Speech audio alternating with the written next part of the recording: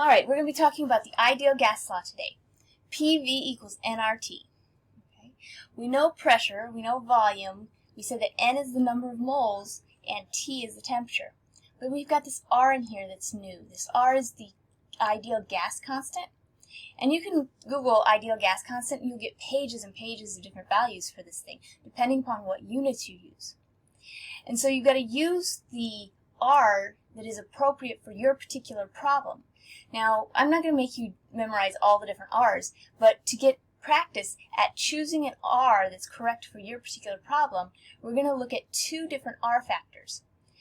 And when you memorize these R factors, memorize the units as well, because the units are going to tell you which one you need to use at which time. Okay? So the first R factor is 0.0821 liter atmospheres. That's all in the numerator. In the denominator, we've got moles K. Again, the units are important. And the second R factor that we're going to learn is 8.3 meters cubed pascals per mole K. Again, the mole K is in the bottom. So if you have volumes that are liters and pressure in atmospheres, you use this one. If you've got volume in meters cubed and pressure in pascals, you use this one. So you just have to choose between which one goes in a particular problem you are working on. Now, you have to memorize both of those so you have them when you need them. Okay. So one of the questions that students often have at this time is, we've had all those gas laws, and we sort of sum them all up in the combined gas law.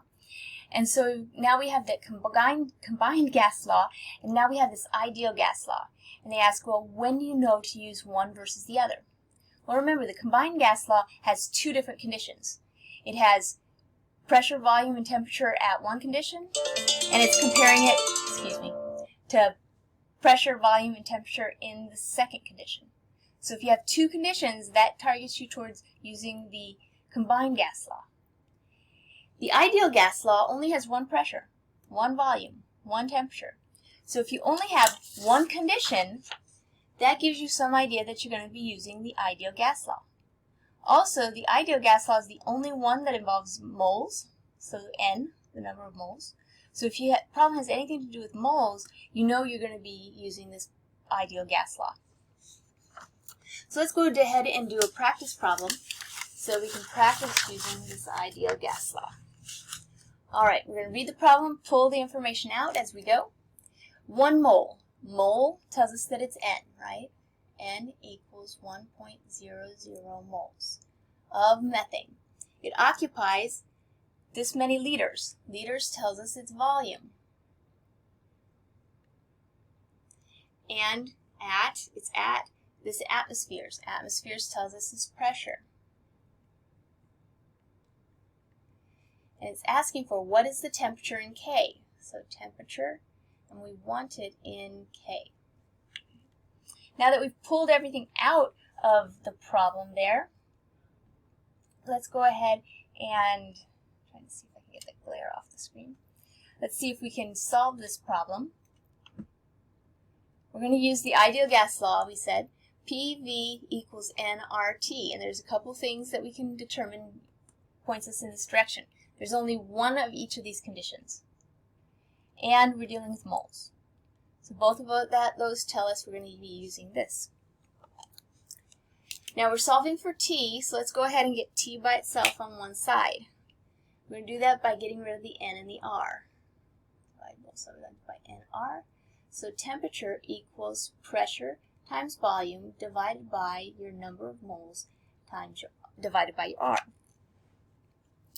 So that now that we've got that solved for, we can plug in our values. Pressure is 1 atmosphere. Volume is 20.0 liters. And it's over, number of moles is in the bottom, so 1.00 moles is in the bottom. Now R is in the bottom. Okay. First of all, we have to determine which R we're going to use. So we got atmospheres and liters, so we're going to use the R that has atmospheres and liters. So we're going to use this one. Now, to place it in there, it's in the denominator. So if we're dividing by a fraction, remember this is a fraction, we have to multiply by its reciprocal. So we're going to flip it over. So we've got 0.0821 liter atmospheres in the bottom, and the mole K goes on top. Okay. Let's check our units. Atmospheres cancels out with atmospheres, moles with moles, liters with liters. The only unit we haven't canceled out is the K. Is that a valid unit for temperature? Absolutely.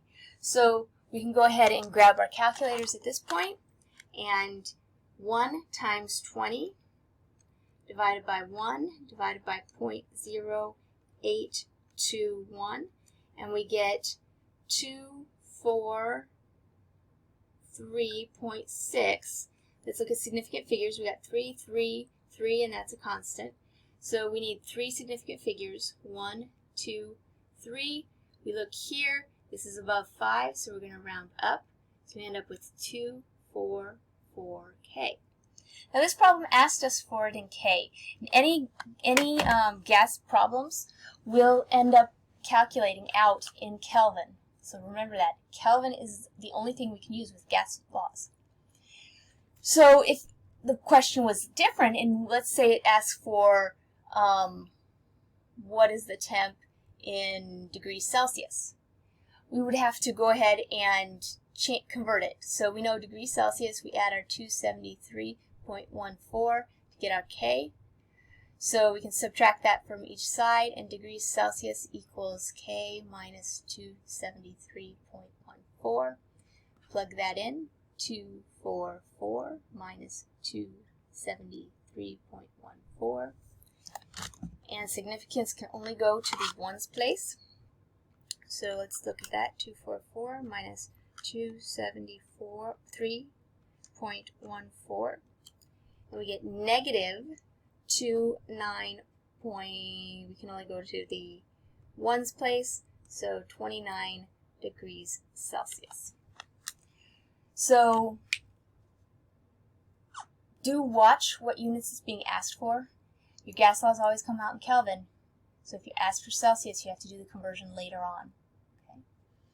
Now, not all of the problems that we get are straightforward like this one is. Okay.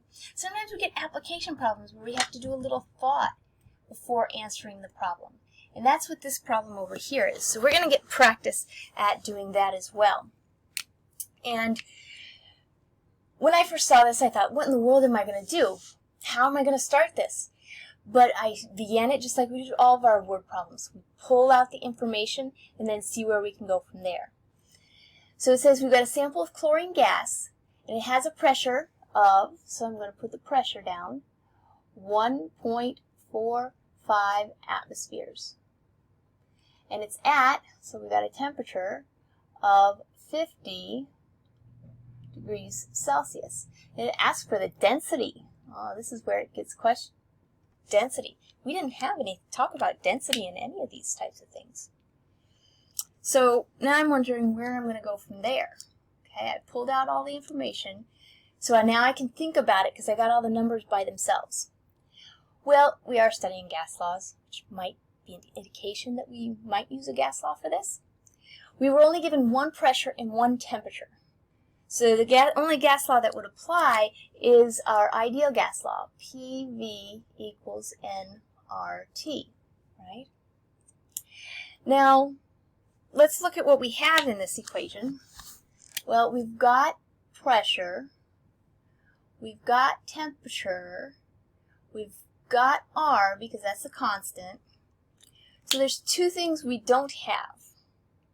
So why don't we solve this for what we do have and put the things that we don't have on one side, the things we do have on the other side. Because I'm still not sure where exactly we're going. I know we want to end up with density, and density has the units of mass over volume, so maybe milliliters or liters, some type of volume. So let's go ahead and do that.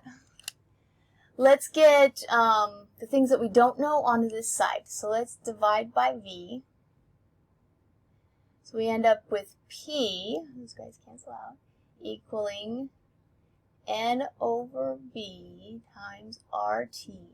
Now we want to get RT to that side because we already know those guys.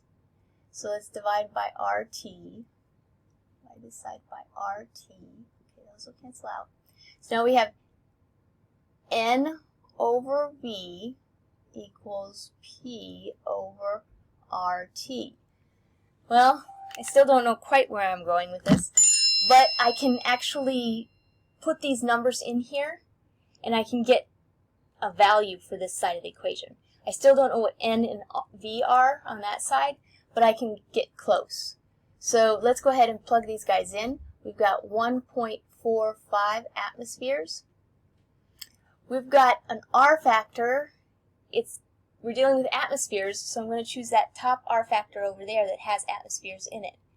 Again, we're dividing by the R, so we have to flip the R upside down. So it's 0.08321 liter atmospheres, and the mole K goes on the top.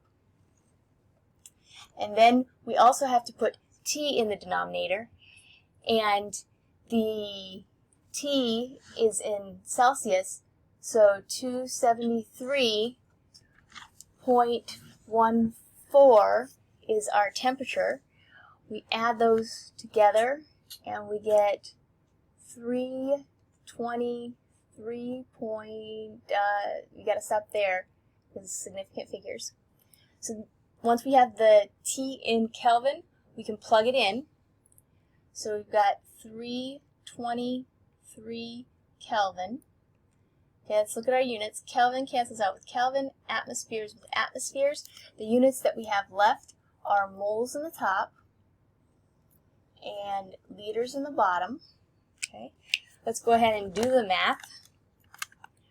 1.45 divided by 0.0821 divided by 323 equals, get a value of 0.0547. And now we've got moles per liter. We want grams per some type of volume. It looks like we're doing liters, so grams per liter. Can we convert? Those are pretty close. All we have to do is get those moles to grams, and then we have density. So, do we know how to convert grams to moles and moles to grams? Well, we have molar mass, exactly. So let's go ahead and do that. We've got our 0.0547 moles per liter. Now, molar mass, we're dealing with chlorine gas. Remember, chlorine is one of the diatomics. So in nature, it's Cl2. So what's the molar mass of Cl2? Well, it's 2 times chlorine, which is 35.45. So let's go 35.45 times 2, and we get 70.9 grams per mole. Remember, it's always grams per mole. So we can go ahead and put that in here. Moles are in the top. Moles have to be in the bottom to cancel out.